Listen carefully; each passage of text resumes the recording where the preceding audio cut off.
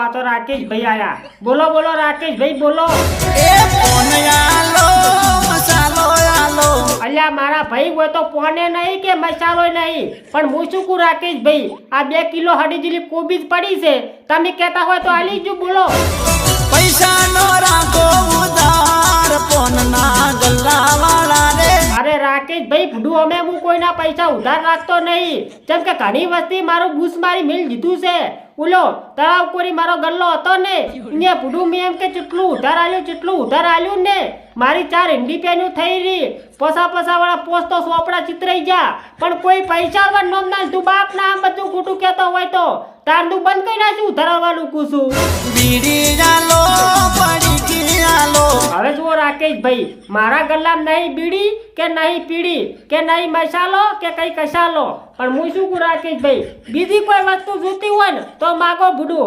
બીડી કે પડી કે મારા દુકાનમાં ના મળે પૂછું. આ બીડી છે ને એ નરકની સીડી છે. બાપ ના આમ બધું ખોટું કહેતો હોય તો બીડીયું ના પીવો. એટલે ભૂડું તમે આવડા મોડા થઈને બીડીયું પીવો છો શું? તમારા કાઢો એવું કરો છો. બીજું માગો. બીડી પડી કે મારા દુકાનમાં કોઈ નહીં પૂછું. એ સિગરેટ આલો માચિસ આલો.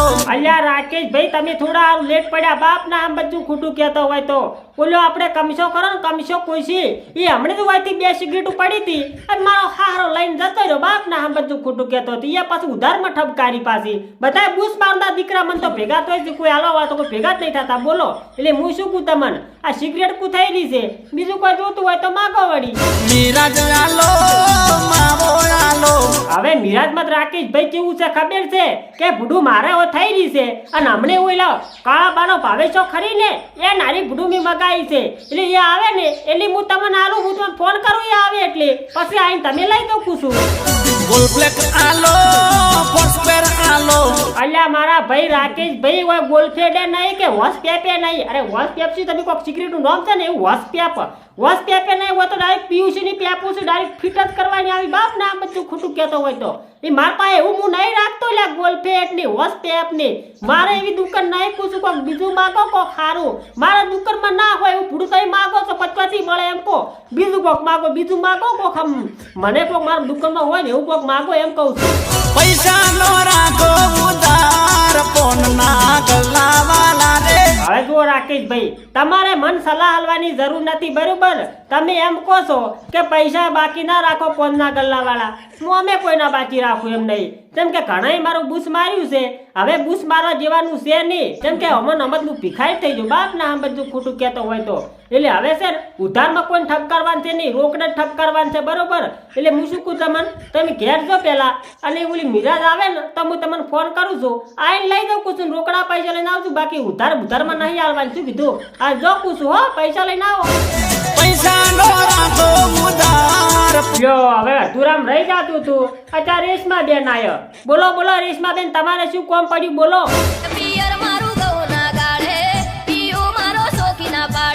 હવે પણ રેશમા બેન ઈ તો ના જ પાડે કે કેમ કે કોઈ તમારા ઘોડ નવરો છે નહીં. બરોબર, એને 18 વીનો કોમ હોય અને એના પાસે પૈસા ના હોય તો પછી એમ કે ના જ પાડે કે ઈ તમને સોખી હાન પાડે જ નહીં, સોખી ના જ પાડે. કુશું બાપ ના આમ બધું ખોટું કહેતો હોય તો શું કેવું લે દિનેશભાઈ તમારું? તમે તો કોક બોલો ભૂડું, શું કેવું તમારું એમ કહો.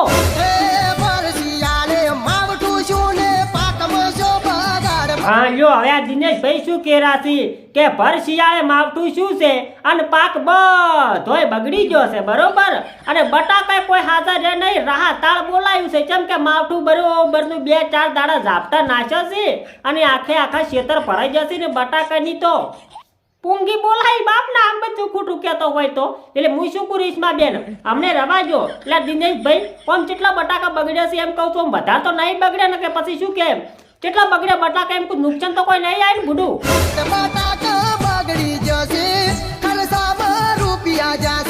હા શું વાત કરો દિનેશભાઈ, તો બટાકા એમ કે બધું રાહતાળ બોલાય એમ ને નર્ધન કર્યા મારા હારા બટાકા. તો દિનેશભાઈ બટાકા ના બહુ કોઈ દાડો હું તમને કહું, ઓના કરતા મગફળી વાવી હારી. પણ તું મગફળી મેં તું માવઠું થાય ને તો મગફળી મેં કોઈ ના રે. બધું એમ કે એ ગાળા જેવી મગફળી થઈને બેઠી હોય પછી શું કરવાનું પૂછું. તો હવે રેશમા બેન હું શું કહું તમને, આ ના પાડી છે એટલે હવે મોડી વાળો પૂછું પછી શું કેવું ના જાવું સારું એમ કહું છું. ના પર ના જ જવાય કોઈ દાડો કહું છું. આટલો બધો લોભ ના કરો ડેરીનો પગાર શો છે શું વાત કરો રેશમાબેન? એટલે દિનેશભાઈ હવે લોભ કરવા માંડ્યા છે એમ ને? અલ્યા દિનેશભાઈ લોભ મત કરો, પૈસો વાપરો પૂછું ભેગો કરીને શું કરશો આટલો બધો એમ કહું છું. વાપરવાનું જોર રાખો, ભેગો કરવાનું જોર મત રાખશો. મારી ગોળ ભેગો કરવો પડે હો દિનેશભાઈ, ભેગો કરજો તમે તાર. હું શું કહું તમને, આપણા પરિવાર માટે એમ છે ને પૈસો તો ભેગો કરવો જ પડે. પછી ચીડે એમ કે કોક પાસે માગવા એ હાવ નકામું છે પૂછું. પૈસો ભેગો કરવો જ પડે. અને રેશમાબેન કી છે કે ડેરીનો પગાર શું છે, તો પછી ડેરીના પગાર શું હોય એમાંથી પૈસા થોડા ઘણા હાલો ને. જટ ગાડીનો શેલ મારો અવસર આવી ઊભો છે હવે જો રેશમાબેન, ઈ તમારો અવસર છે ને ઝોપે ઉભો રહે બરોબર, ઘરમાં નહીં વળે એટલી ઘડી. પણ હું શું કહું તમને, આ દિનેશભાઈ કહેશે ને તો જ તમને જવા મળશે ને કે એમને તો મન નથી લાગતું કે જવા મળે બરોબર. એટલે આ દિનેશભાઈ તમારું શું કહેવું છે એમ કહો. ઓઈને જવા જેવા છે એમ કહું છું. બોલો એમ કહો, બોલો. ઓય અમારો જીવ જોડે ગોડી તમને ના દેખાય.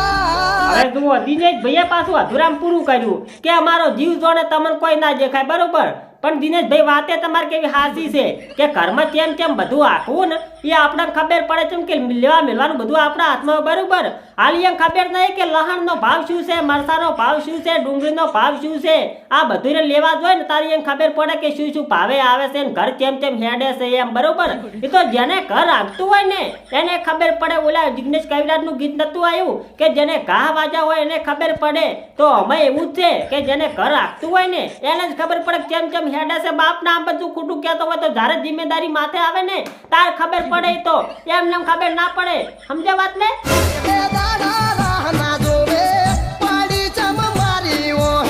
અલ્યા પણ દિનેશભાઈ હવે તમારો વાય પડી છે મેં લાવ વળી તાર બાઇક માં શું વળ્યું અમે મારો બાઇક નો સેલ અને નખાવ બે લીટર માં પેટ્રોલ હમણે તરત જ એમ કે ઘરે વળી ભૂડું. એમાં શું વાત કરો છો તે? એને કોઈ વાત થવાની છે નહીં. 10-15 મિનિટનો રસ્તો છે બરોબર. 2 લીટર પેટ્રોલ થઈ રહે આમ તો નહીં ચાલે. કેમ કે તમારા બાઇકે કૂવો છે પાછો મને ખબર છે. બાપ ના આમ બધું ખોટું કહેતો હોય તો 5 લીટર માં નખાઈને પણ મેલ્યાઓ ખરી તમે હે ને?